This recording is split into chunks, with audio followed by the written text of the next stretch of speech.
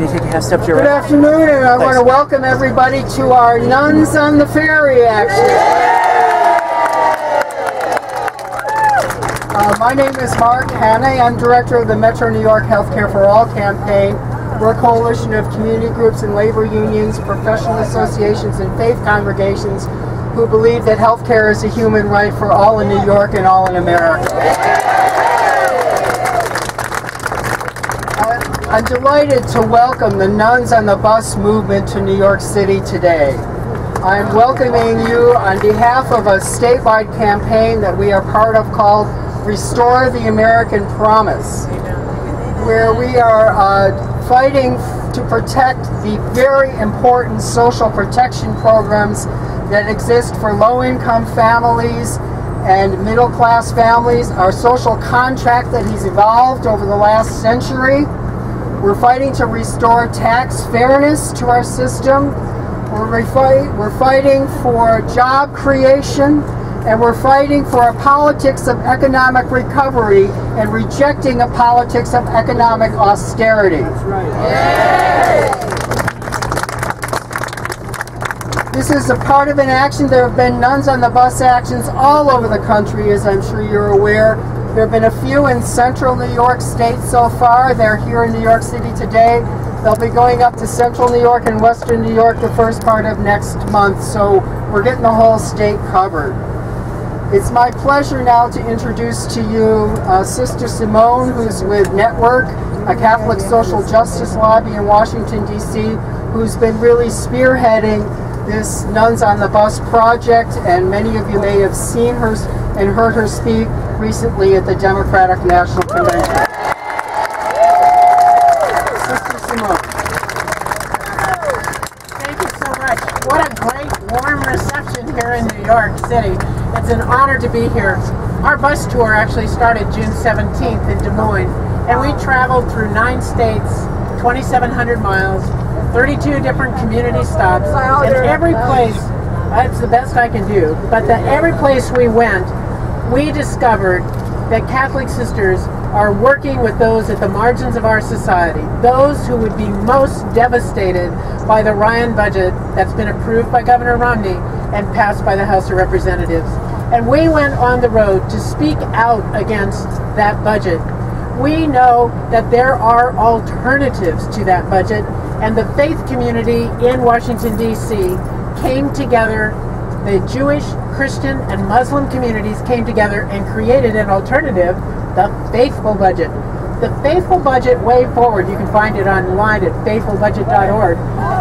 But what it does is it says that there are alternatives. We need to be responsible about the deficit. We need to take care of our fiscal house.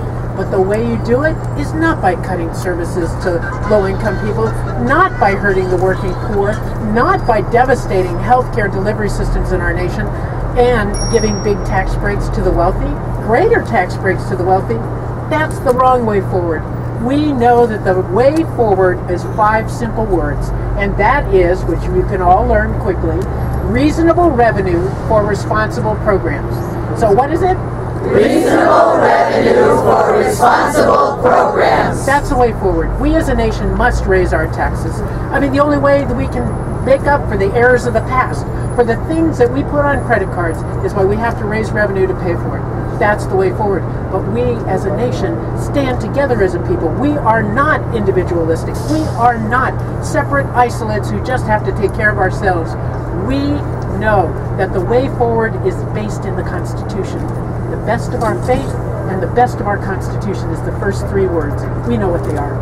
We the people. That's who we are. So we're standing up today for a faithful way forward, opposing the Ryan House budget, and making sure that those at the margins of our society are the ones we protect, not those at the top. They have enough protection.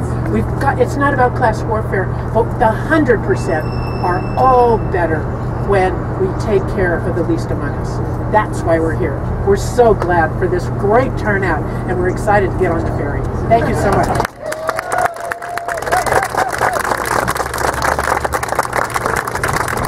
Good morning. Thank you again for coming. It's just so great to see all of you here. I was asked to speak a little bit about what we saw when we were on the bus. Who are you? My name is Mary Ellen Lacey, and I'm a daughter of Charity. I'm a lobbyist who rode along on the bus with Sister Simone and Sister Marge and the other sisters. And I think one story that I could tell quickly for you that brings home why we rode and why we need to continue to ride is that of Mikkel. We went to the Mercy Ministries in Philly, and this program allows children to learn how to use computers. They have daycare services for both children and seniors. It truly treats the poor people of our world as God would have us treat them. As God is inside them, God is inside us to meet God by treating these people kindly and with decency and respect. Mikkel was a young boy there, and when he stood up to talk to us, he grabbed the microphone and he stood around the podium. He said, "My name is Mikkel, and I am a shining star." He said that he learned in the program that we are called to be lights for each other in this world along our journey. And he proudly stood up and said, "So I am a shining star." I think the story of Mikkel captures all of us because it calls us to do what we are called to do. This little boy had gone to this program. It potentiated him. It allowed him to be the person God intended him to be, and he recognized his responsibility to share his light with the fellow human beings that he met along the journey. And that's what we are called to do. Provide for others and light each other's way across this journey of life. The Ryan budget does not do that. The Ryan budget decimates programs that help people like Mikkel. Ryan budget justifies poverty, and there is no Catholic social justice teaching. There is no any other religious teaching which justifies poverty. So we are here to present a faithful budget, which would allow for all of us to be able to be shining stars for each other. Right now, I'd like to introduce Sister Janet Kinney.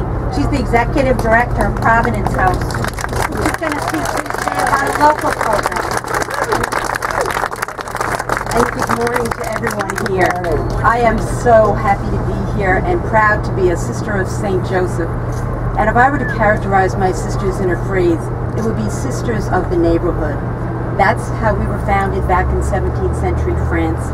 That's what our sisters did back in 1979 when they opened a house of hospitality in East Flatbush, Brooklyn, for women coming out of prison. And here we are 33 years later in one of the largest and complex cities of our country, where 1 in 5 New Yorkers live below the federal poverty line, where almost 20,000 children and 26,000 adults live in temporary shelter. These are our brothers and sisters, our nieces, our nephews, our sons and daughters. Our mission has always been to shelter women and children in need in hospitable, home-like environments, in transitional apartments and permanent apartments all over the city, where creating communities and transforming lives are our hallmark. But we are so challenged, like many of the nonprofits across this city, to serve the growing numbers in need with dwindling financial resources. We serve homeless families, mostly young families, single parents with limited skills, families like Juanita, who gave birth to her second child while with us, went back to college, got a job at a major New York City hospital, and now lives independently in her own home. And we also serve women who have been incarcerated, one of the most forgotten populations. Aside from the stigma of being in prison, these women face the harsh realities of rebuilding their lives financially, as well as the challenge of reuniting with loved ones. Children who are all too often split up, because when the woman goes to prison, who takes care of them? Who holds that family unit together? More often than not, they enter foster care or are split between other relatives. And over 2/3 of the women in prison are women who have children under the age of 18. It's a daunting task they face, and we need to help them. And even though they face these terrific odds, many who are dealing with histories of mental illness, domestic abuse, they are survivors, highly motivated to do better for themselves, and they deserve that second chance. We are proud to say that while in New York State, the recidivism rate for these women is over 40%, at Providence House, it's under 5%.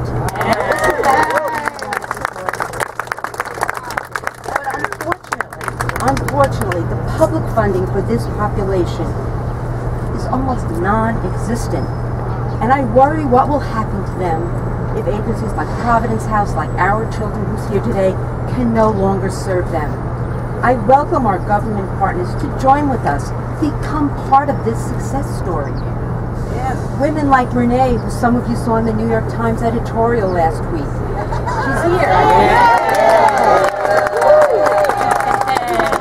Places like Providence House come from these histories. And with our support, they become skilled nurses, home health aides, those office workers and executive assistants that work throughout this city. And so I ask you, help us find that way to support these women, these children who are our future.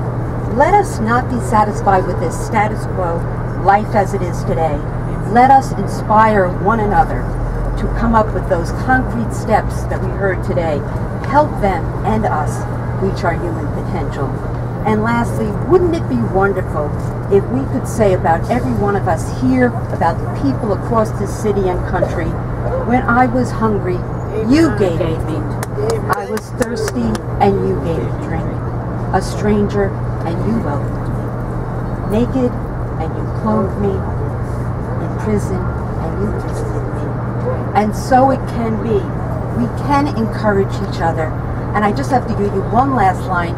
This morning I opened up my mail. There was a letter from a couple of the Kennedys in California, transplants from Brooklyn. And they say to us, I'm sure there are days that test your souls. Hold still when that comes until you can shift to a smile, realizing the glory and good fortune you have to be alive and doing such good things. So let us do that together. Let us be the voice for the voiceless. Come out and vote. Yeah.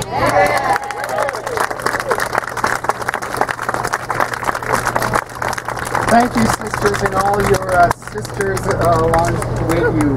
We're delighted to have you here today. Before we take any questions, I just want to explain what's going to be happening next.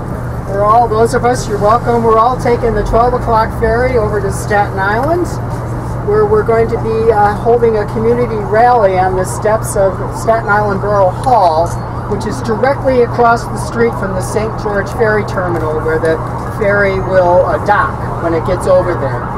That'll last about a half an hour or so, and then a contingent will be going down to visit the office of Representative Michael Grimm, who is a member of Congress. Part of his district includes all of Staten Island. Unfortunately, Representative Grimm was one of the two members of Congress from New York City who voted for the Ryan budget.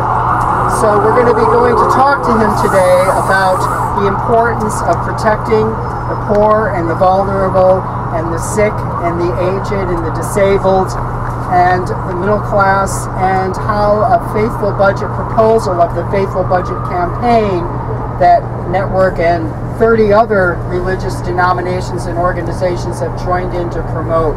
Talk about how that is a better alternative to both solving our nation's long-term deficit problem as well as protecting the important social programs that New Yorkers and Americans and Staten Islanders rely on.